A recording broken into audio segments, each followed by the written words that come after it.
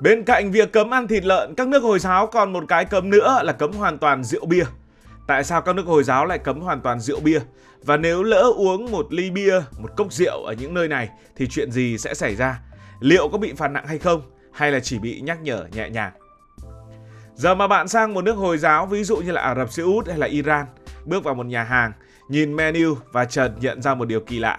Không có bia, không có rượu vang, thậm chí không có một ly cocktail nào cả. Ở những quốc gia này, rượu bia không chỉ khó tìm mà còn bị cấm hoàn toàn. Bạn có thể tự hỏi, tại sao họ lại nghiêm ngặt đến như vậy? Đạo Hồi là một trong những tôn giáo lớn nhất thế giới với hơn 1,9 tỷ tín đồ. Trung tâm của đạo Hồi chính là Kinh Koran, cuốn sách được người Hồi giáo tin rằng chứa đựng những lời của Thượng Đế. Và Kinh Koran thì có viết về rượu bia, gồm tất cả những loại đồ uống có thể khiến bạn say, bia, rượu mạnh, cho đến những loại đồ uống lên men khác. Một trong những đoạn kinh nổi tiếng nhất liên quan đến rượu bia nằm ở chương 5, câu 90 và câu 91. Đại ý đoạn kinh này nói rằng: hỡi những người có đức tin, rượu bia, cờ bạc, thờ cúng thần tượng và bói toán là hành vi xấu, là cám dỗ của quỷ dữ. Hãy tránh xa chúng để được cứu rỗi. Nhưng tại sao Thượng Đế lại xem rượu bia là kẻ thù? Để hiểu rõ hơn, chúng ta cần đào sâu vào lịch sử. Hãy cùng quay về thế kỷ thứ 7 ở thành phố Mecca, nơi đạo Hồi bắt đầu. Và thời điểm đó, rượu bia là một phần không thể thiếu trong đời sống của người Ả Rập. Họ thường uống rượu làm từ nho hoặc trà là, không chỉ để giải khát mà còn để giao lưu, để chúc tụng nhau, giống như cách chúng ta uống cà phê hay là uống trà với bạn bè ngày nay. Rượu bia thậm chí còn xuất hiện trong những buổi tụ họp, trong những cuộc giao lưu. Tuy nhiên, rượu bia cũng mang đến rất nhiều vấn đề. Khi say, một số người trở nên hung hăng, cãi vã hoặc thậm chí là đánh nhau. Điều này bắt đầu làm phiền nhà tiên tri Mohammed và những tín đồ đầu tiên của đạo Hồi. Tệ hơn, một số tín đồ đạo Hồi sau khi uống rượu đã cầu nguyện sai hướng. Sai hướng là như thế nào? Trong đạo Hồi, cầu nguyện thì phải hướng về phía Kaaba ở Mecca, và đây là một nghi thức thiêng liêng. Việc cầu nguyện sai hướng vì say rượu bị xem là thiếu tôn trọng đức tin. Theo thời gian, rượu bia cùng với cờ bạc và một số hành vi khác bị liệt vào danh sách những thứ bẩn thỉu và là cám dỗ của quỷ dữ. Lý do được nêu rất rõ.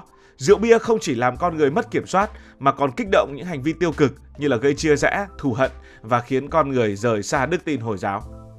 Từ đây, rượu bia bị cấm tuyệt đối trong Hồi giáo. Không chỉ việc uống rượu bị cấm mà việc nấu rượu, sản xuất rượu, buôn bán, vận chuyển hay thậm chí là quảng cáo rượu bia cũng trở thành những hành vi vi phạm. Đây là nền tảng cho luật cấm rượu bia ở những nước Hồi giáo ngày nay. Vậy tại sao đạo Hồi lại nghiêm khắc với rượu bia như vậy? Trước hết là đạo Hồi rất coi trọng việc giữ cho tâm trí tỉnh táo và cơ thể khỏe mạnh. Rượu bia uống nhiều thì ai chả say.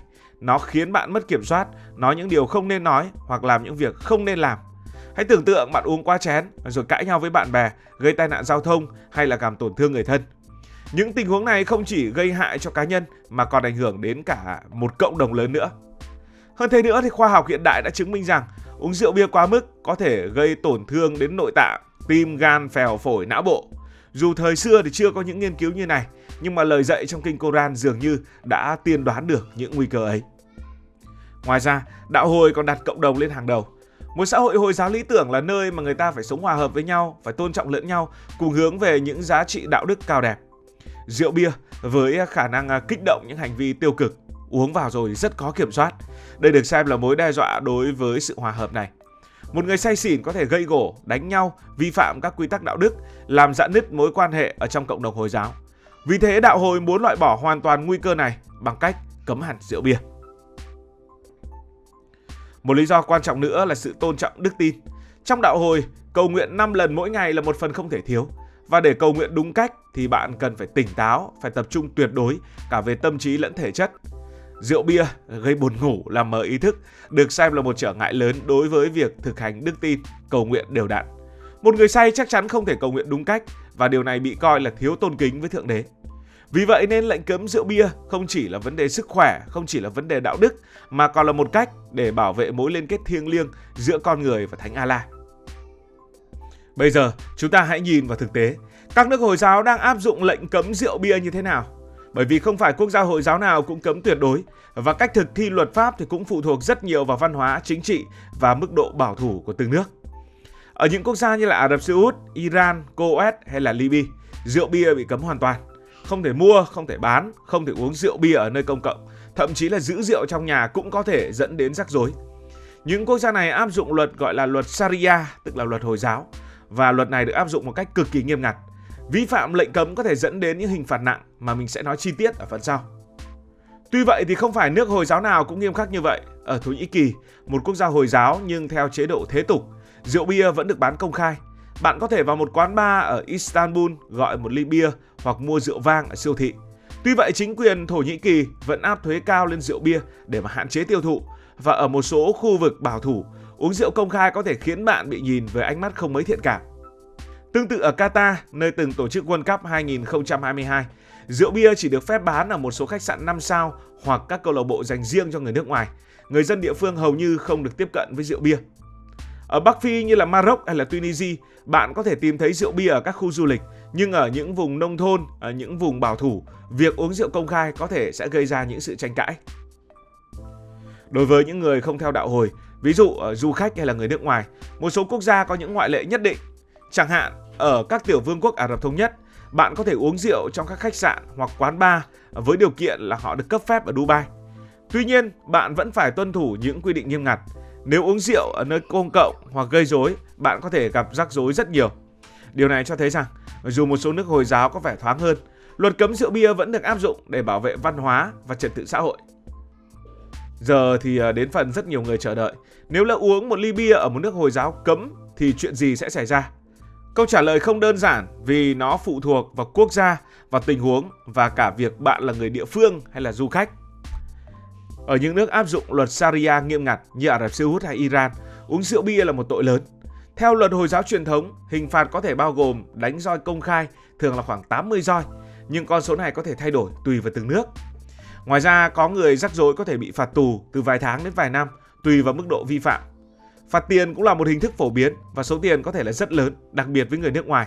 Trong một số trường hợp, nếu bạn là người nước ngoài, bạn có thể bị trục xuất ngay sau khi thụ án.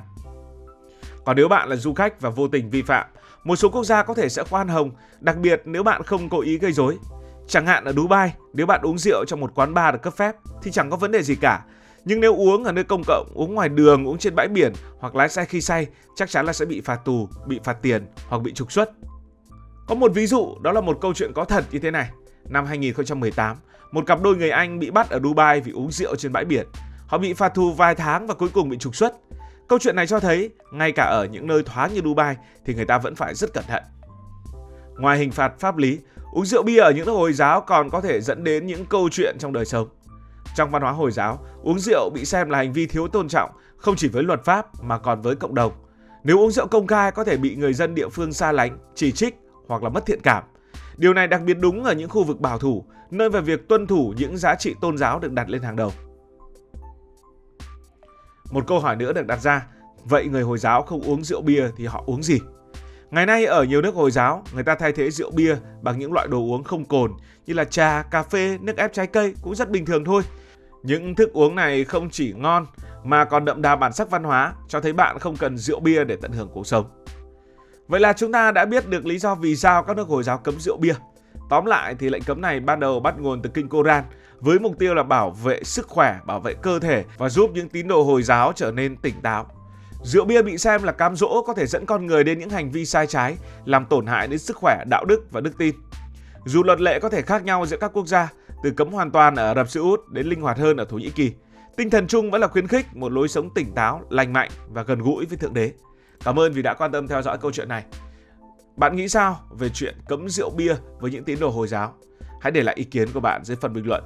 Nếu cảm thấy thú vị, bạn có thể nhấn nút đăng ký kênh, bật chuông thông báo và chia sẻ. Còn bây giờ thì xin được nói lời chào tạm biệt.